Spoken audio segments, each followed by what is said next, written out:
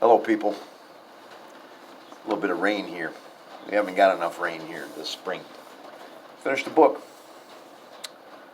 The Lost Men, the harrowing saga of Shackleton's Ross Sea Party. I've read a little bit about Shackleton in the past. I have a book somewhere called Endurance, and that was the name of Shackleton's ship that got caught in the ice. And him and his men, the crew of the ship, they all spent many months on the ice.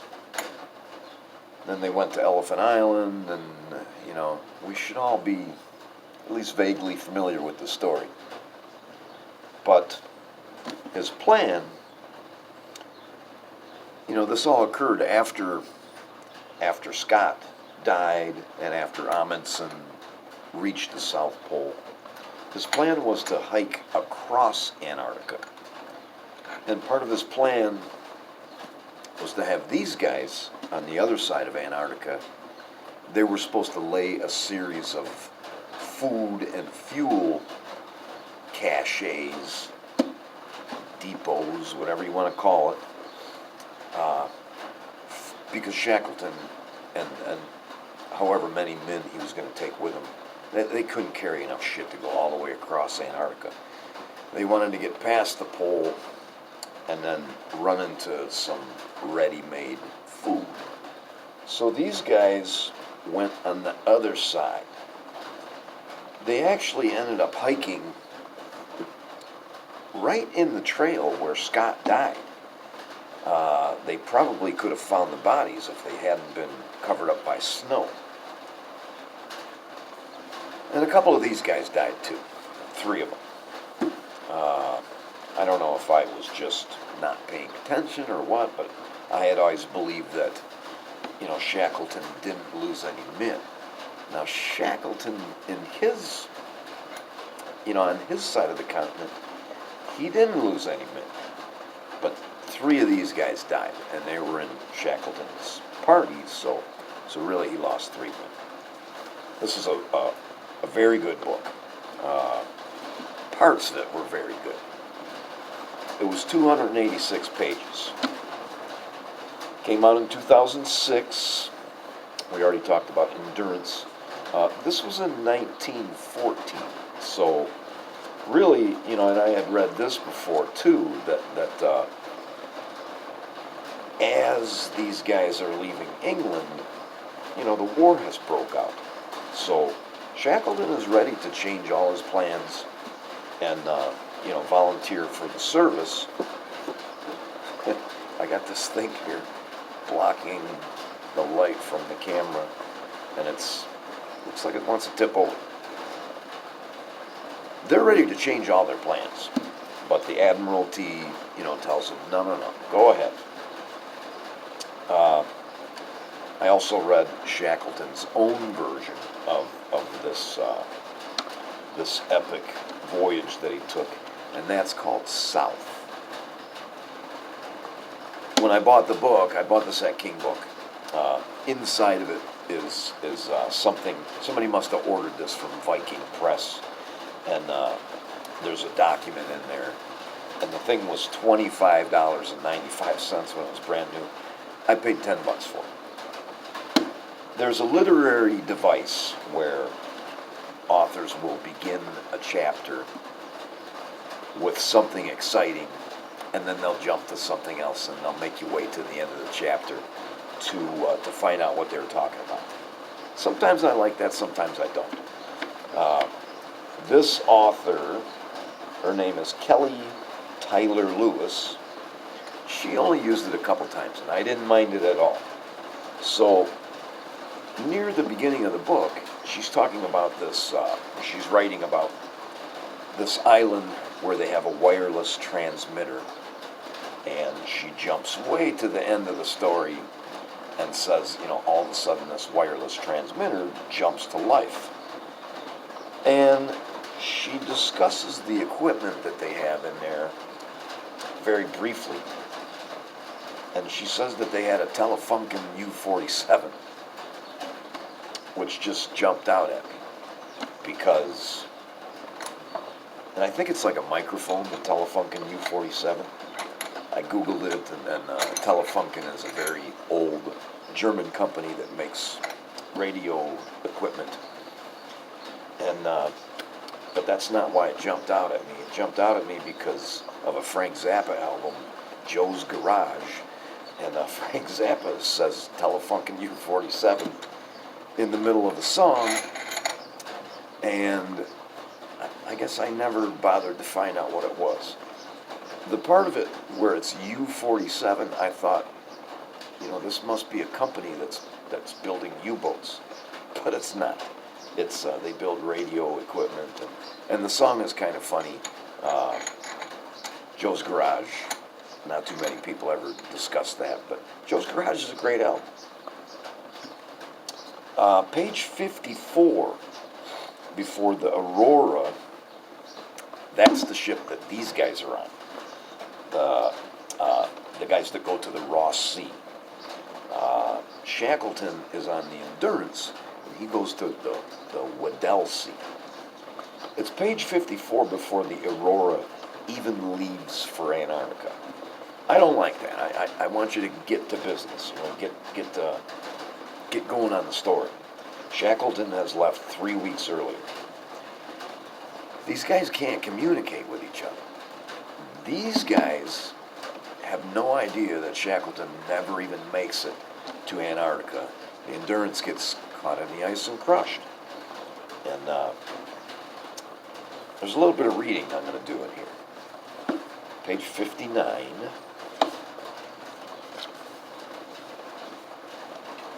Third paragraph. This is about the dogs. These guys didn't bring any horses. Chained on deck in kennels and lashed by wind and heavy seas, the 26 dogs were wretched. They look objects of abject pity and look appealingly at us for consolation in their discomfort, Mackintosh wrote. But we are not able to do anything. Joyce was troubled by the condition of the animals. One dog died and another had convulsions. Recognizing that the teams would make or break the sledging efforts, Joyce saw to it that they were unchained for exercise and cooked pots of hot seal meat mash to nurse the animals. The sheep were too far gone. 2 had died. Joyce gave them a last hot meal before they were slaughtered and hung in the rigging, the carcasses swinging macabrely overhead as the ship pitched. I don't know. Kind of crazy shit that they do. A couple of words about the dogs. Some of these dogs actually live and go back. They survive this ordeal. They're there for almost 2 years. And again, dogs and cats can synthesize their own vitamin C. They will never get scurvy. 103. Second paragraph. With next to no coal and just 20 gallons of kerosene for heat and cooking, fuel was the most urgent concern. Food was more plentiful as Stenhouse had dropped off enough to last 2 months. Supplies left by Scott's expeditions would last another 2 months. Though the bulk of the food was over a decade old, some of it was still edible. A seal colony near the hut promised a regular supply of fresh meat and blubber. Leaving the invalids at the hut, the strongest men, Mackintosh, Jack, and Hayward, began hunting soon after their arrival. The passive Weddell seals put up little resistance. Fast and agile underwater, they were clumsy on land. The hunter would stun the slow-moving animal with a blow to the nose, then swiftly draw a blade across the throat. It was a gruesome task. It really is murder, killing these innocent, harmless brutes who roll their eyes and start with fright when they see you, Mackintosh lamented. At first I detested the job, especially when the seals looked beseechingly at one with their large eyes. But after starving in the tent, I am afraid the tender instincts, if any, in us vanish. That paragraph is after, they get there They get there in the spring, and they try to do as much food hauling as they can. They get shitty weather. They don't get enough done. They don't feel like they've got enough done. And then this is all part of the plan. They're supposed to stay the winter in these huts. Again, they're in the same area as Scott. There's 2 huts there. One is a very nice one. One's kind of a shitty one. Bottom of 156 to 157. The high morale belied the party's physical condition. Joyce was so snowblind that he could hardly open his eyes. He had been leading for 50 consecutive days, and staring straight into the white ocean, as he called it, had seriously impaired his vision. The party had no spare goggles, so Joyce improvised, tying a leather strap with a slit cut in the center over his eyes in the Inuit style. This, too, had been broken and discarded, and his eyes were soon seared by the ultraviolet light reflected off the snow. Remember now, this is during the Antarctic summer, so the sun is up all the time. They have problems with getting sunburned, too. The zinc sulfate ointment did little to soothe the pain, so he flushed his eyes with cocaine dissolved in water to anesthetize them. By the time the party reached crevassed country again, he was completely blind and blundering about on frostbitten feet, with heel blisters as big as potatoes. Did they all carry cocaine with them? I mean, were any of them dipping into the cocaine? I don't know. I do realize that cocaine was different, back in the days. Not that the coke itself was different, but people's attitudes towards it are different. So now it's the second summer, and the preacher has died. He's the only one that really just succumbed to what it is they all had scurvy. Seal meat actually has vitamin C in it, but you have to eat it like half raw. But they all get scurvy. Their legs are fucking seizing up on them. This guy is probably not as healthy as everybody else. I call him the preacher. I can't remember what his name was. He was thin even before they started out. So he has dies. And I already said that they're on the same track as Scott. And then I have Indonesian limes written here. I'm kind of fascinated by scurvy and why they never figured out what to fucking do and why they figured it out like 5 different times. It wasn't until people knew what a vitamin even was. They knew oranges and limes helped. They didn't know it was because of vitamin C. But a little clue here is these Indonesian limes, because the British started buying Indonesian limes, and apparently the Indonesian limes have a much, much lower vitamin C content, and it fooled them. That was one of the reasons why they forgot all about the vitamin C in the oranges and the limes, because the Indonesian limes didn't work. This entire party, they all get scurvy, and they just barely make it back. Third paragraph, page 194. In the drafty, they only make it back to the shitty hut, and they have to wait until the sea ice gets hard enough for them to walk on to get to the good hut, and they have to wait there a little while.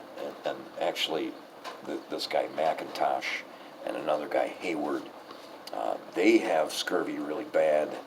They begin to recover, and they say, you know what, fuck this. We're going to the other hut. And they don't make it. They find their tracks just end at open water. Now, either the blizzard was so bad that they couldn't see the open water, more likely they kept walking on the ice, and the wind separated some ice, and they just got blown out to sea. And to make matters even worse, they wanted to go very fast, so they didn't bring food, they didn't bring extra clothing or nothing. The scurvy was probably clouding their judgment. And this party, unlike Shackleton, Shackleton had, you know, uh, he had command of his men. Nobody ever argued with him about anything. These guys kind of bicker back and forth, and McIntosh is supposed to be in charge, but this other guy, Joyce, gives him trouble all the time, and they end up kind of sharing command, and that doesn't fucking work. And so when McIntosh and Hayward go to take off, you know, nobody really tries forcefully enough to talk them out of it. They didn't have to die. Let me get back to this. In the drafty primitive shelter they lived the life of troglodytes, in Richard's words. By the flickering light of the blubber stove, they looked like uncivilized men. Sealing in the dark is a dirty and messy business, and our faces and clothes quickly lost any resemblance to their normal appearance, and it was impossible to do anything about it, Richards wrote. It took at least 1 or 2 seals to see them through each week. When the seal's throat was cut, they were sprayed with blood from the flailing creature. Handling the blubber from the carcasses mired them in oily gore. The cold was so intense that the strips of blubber froze hard in minutes. To stave off frostbite, they plunged their numb, bare hands into the steaming entrails. Their clothing, hair, and beards became saturated with blood and fat, which proved impossible to wash away with water. After a second season on the barrier, their garments were in stiff, filthy tatters. When Hayward's finnesko, that's like a boot, fell apart, he wore his mitts on his feet, while Joyce and Wild tried unsuccessfully to make new clothes from emperor penguin skins. The barrier is the ice that's in the Ross Sea, and the ice is like 100 feet thick, and there's a gigantic cliff of it that, at least in these days, that cliff was there every year. It's probably gone now. We talked about McIntosh and Hayward already wandering away. 267, and 267, I'm near the end of the book. What the author is doing here is telling me about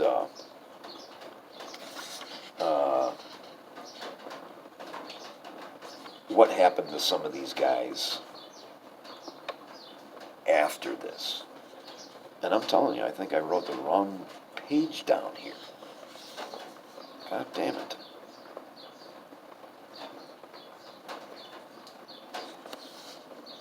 No.